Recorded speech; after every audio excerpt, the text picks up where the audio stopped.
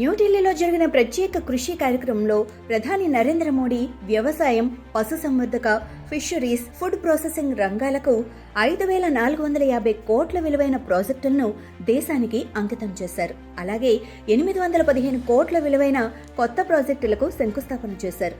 మత్స్య రంగానికి ప్రత్యేక ప్రాధాన్యత ఇస్తూ దేశవ్యాప్తంగా 693 కోట్లతో 16 ఫిషరీస్ ప్రాజెక్టులు ప్రారంభమయ్యాయి. వీటిలో 572 కోట్లతో 7 కొత్త ప్రాజెక్టుల శంకుస్థాపన మరియు 121 కోట్ల విలువైన 9 ప్రాజెక్టుల ప్రారంభం జరిగింది. ఇవి చేపల ఉత్పత్తి పెంపుతో పాటు ఉద్యోగావకాశాలు, ఎగుమతులు, బ్లూ ఎకానమీ వృద్ధికి ఊతమివ్వనున్నాయి. ప్రధాన ప్రాజెక్టుల్లో ఉత్తరాఖండ్లో 170 కోట్ల ట్రౌట్ ఫిషరీస్ ప్రాజెక్ట్, పుదుచ్చేరిలో 119 కోట్ల smart and integrated fishing harbour, ఒడిశాలో 100 కోట్ల హిరాకుడ్ ఇంటిగ్రేటెడ్ ఆక్వా పార్క్ మరియు ఉత్తరప్రదేశ్ అమేథీలో 70 కోట్ల సస్టైనబుల్ ఆక్వాకల్చర్ న్యూట్రిషన్ హబ్ ముఖ్యమైనవి. ఈ ప్రాజెక్టులు చేపల ఉత్పత్తి, ప్రాసెసింగ్, ఫీడ్ తయారీ, టెక్నాలజీ ట్రైనింగ్లో కొత్త అవకాశాలను కల్పిస్తాయి.